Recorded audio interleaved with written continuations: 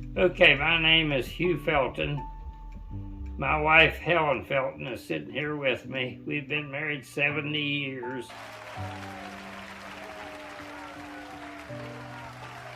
And we have 4 children and 6 grandchildren and 4 great-grandchildren so far.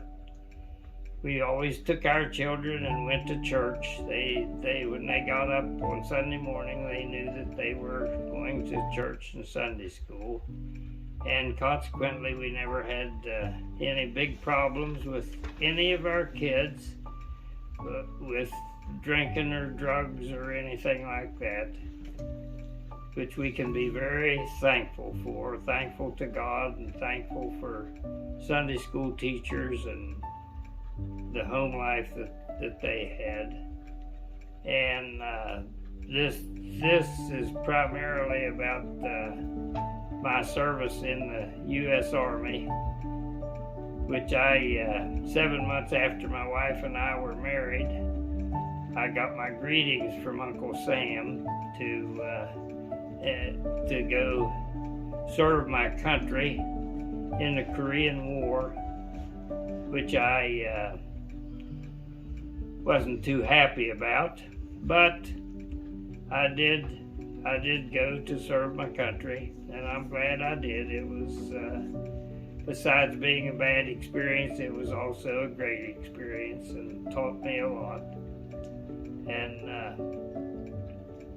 so I took my basic training at Fort Ord, California, which at that time seemed like the other side of the world to me. At the time, one good thing that was accomplished in the Korean War that you don't hear much about was that it was the first time that the blacks and the whites had been integrated together in military service. And when I was in Korea, we got along good together. I never saw any problems between blacks and whites because of the different color of the skin. We had friends, and but like I say, I took my basic training at Fort Ord, California, and then I was shipped out to Korea along with everybody else. I'd been told that I wouldn't have to leave the United States because my eyes were bad, but the Army military service doesn't always tell you the truth. And I went right along with the rest of them.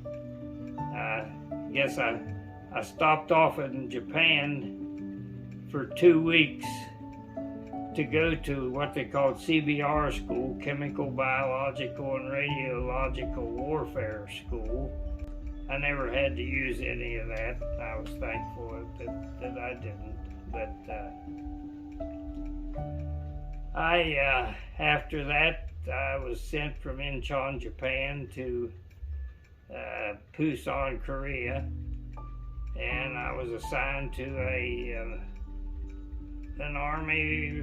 Well, I was in the Army, so I was assigned to a rifle company that was in combat at the time, Company I, 35th Infantry Regiment, 25th Infantry Division, and took my train ride along with other troops up to the front line, which at that time was on what Heartbreak Ridge, which Heartbreak Ridge had been a ridge where there was a very bloody combat for that ridge, but that was prior to my time in Korea. When I was in Korea in 1952 and part of 1953, it wasn't near as bad as what it had been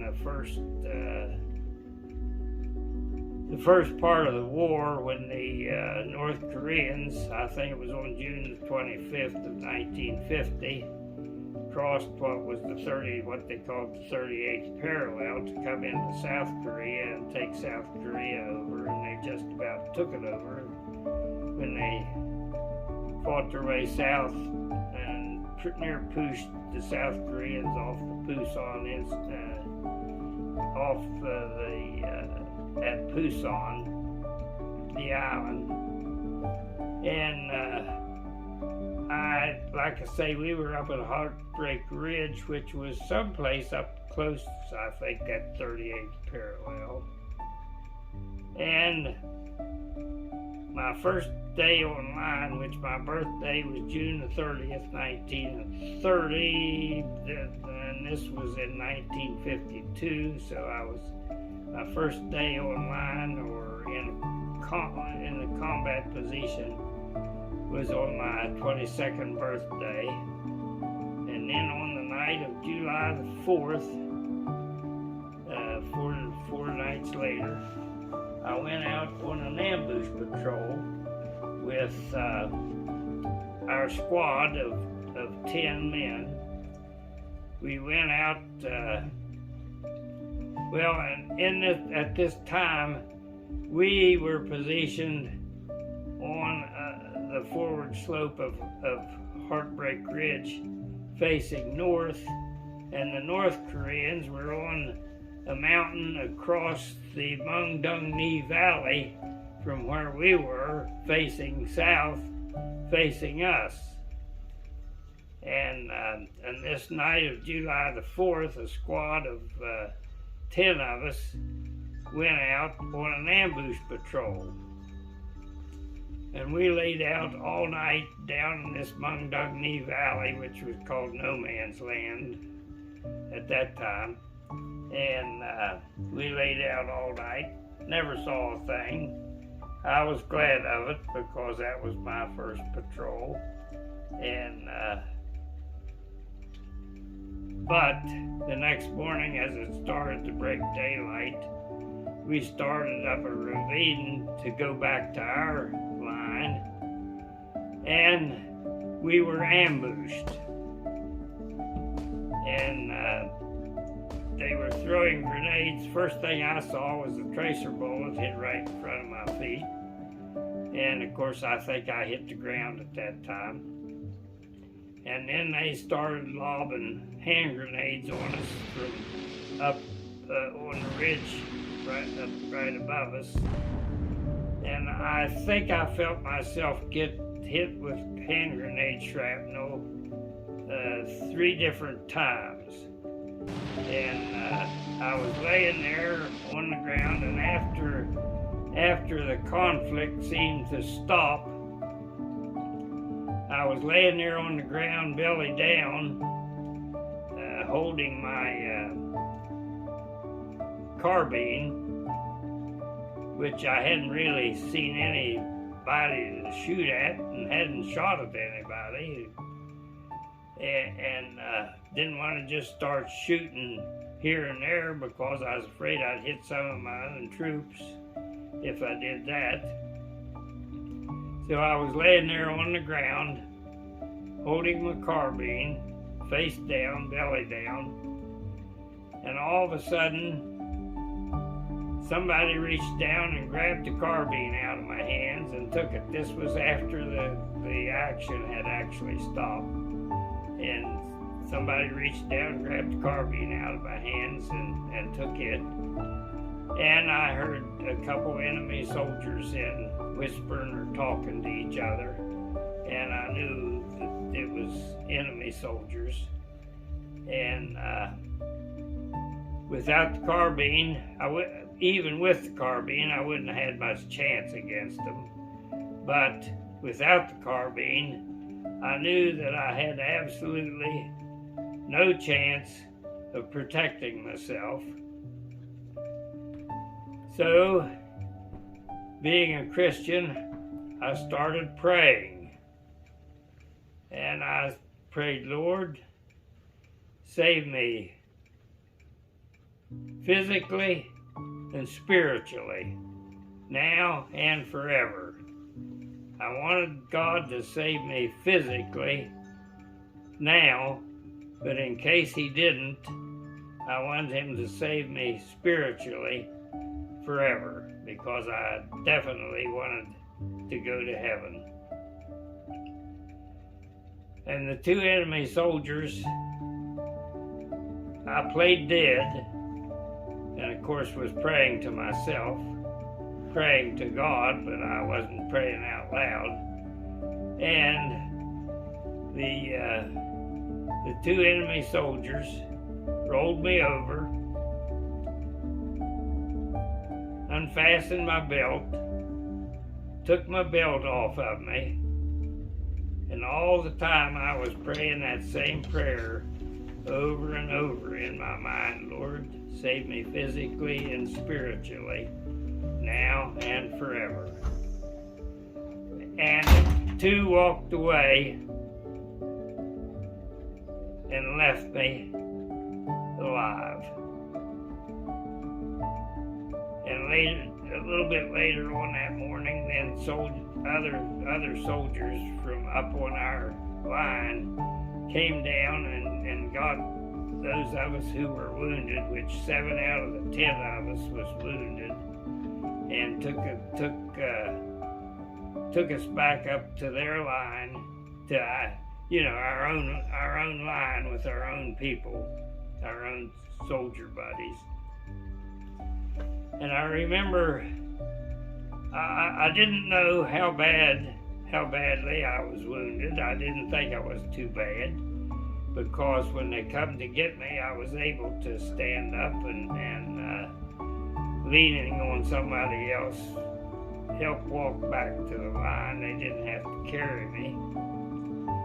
When we got back, we was sitting around. The ones I was wounded was sitting there kind of together, and one of the guys lit up a cigarette, and the smoke came out a hole in his jaw. And we all thought that was kind of funny, laughed about it.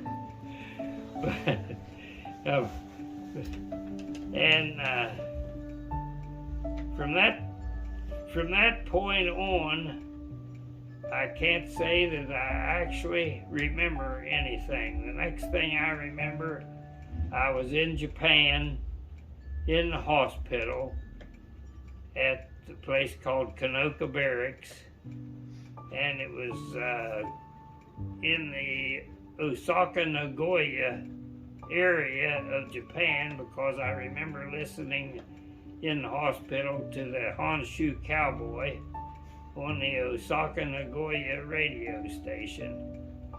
And I think I was in Japan in the hospital for about 2.5 months, I believe.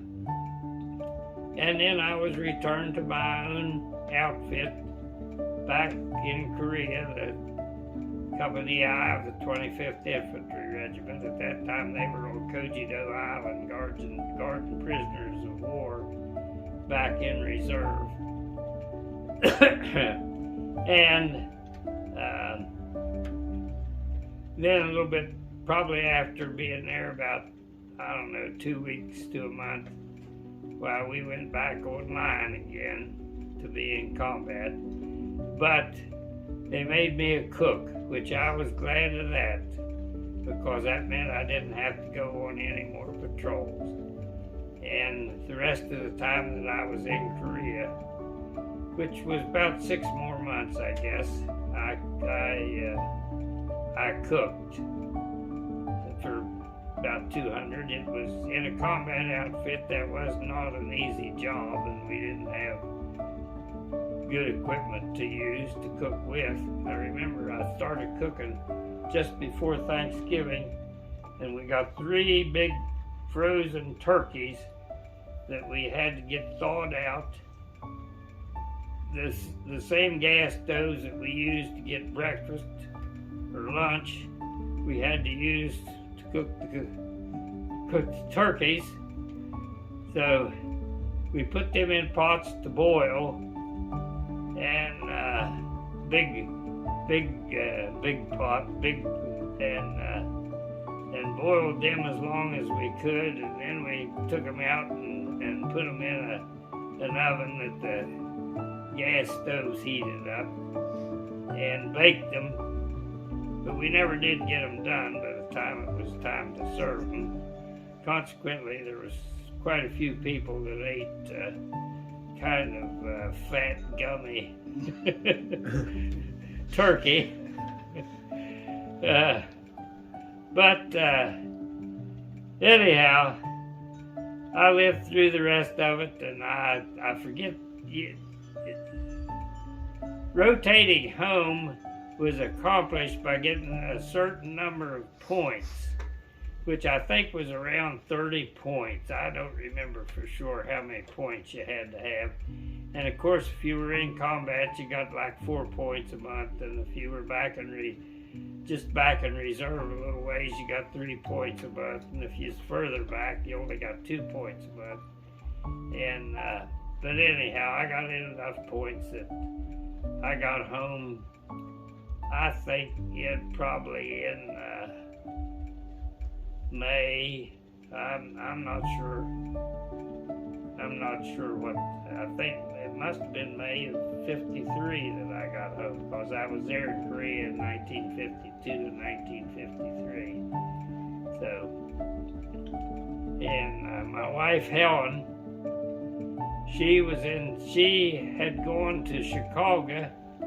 Her sister that lived in Chicago and had a job in Chicago, her husband had been drafted about the same time that I was. So my wife Helen went to live with her sister in Chicago to help her keep her apartment, and also so she would have a job that she could save some money while I was going. So that worked out good. And I'm not sure what month I got back. I got back home, I think in May of 1953, I guess it was. I'm not sure of these dates at all. And got discharged later that summer and went back to civilian life, which I was glad to. I was in the Army 21 months and 3 days. And now, about 69 years later, my wife and I have been married 70 years, and with our 4 kids and 6 grandkids and 4 great-grandkids. And we always went to church. We have always gone to church and been Christians. And I can thank God and God only. I did not do anything brave or outstanding or anything like that when I was in the military service. I can thank God and God only that I was able to make it home to my wife so that we could live a good, normal life. And I learned an awful lot from that Army experience. And some of the things that I learned was how to appreciate the conveniences that we have in a home, with a bed to sleep in at night, and a warm house, and a spigot that you can turn on and get running water, and a shower, and a bathtub, and something else that is very, very nice that we always just don't really think about. Just being able to sit on a commode and have toilet paper handy. How nice that is compared to what you have to go through when you're in combat. And it did teach me to appreciate, certainly to appreciate God, to appreciate life, to appreciate conveniences that we have at home, and to appreciate the freedom that we have here in the United States. And right now, at this year, I'm very unhappy with the way the United States is going, and I hope that somehow the people in the United States learn to appreciate what we have here with the freedoms, with the economy, with the food, with everything that we have that is good. And that people will start using the brains that God gave them, that we can keep this. So, you've heard my testimony. You've heard my opinions. I would recommend to anybody to live a Christian life and to raise your kids in a Christian family in a good Christian church. And I ask God, not only God has blessed us, and I pray that He will bless you the same way.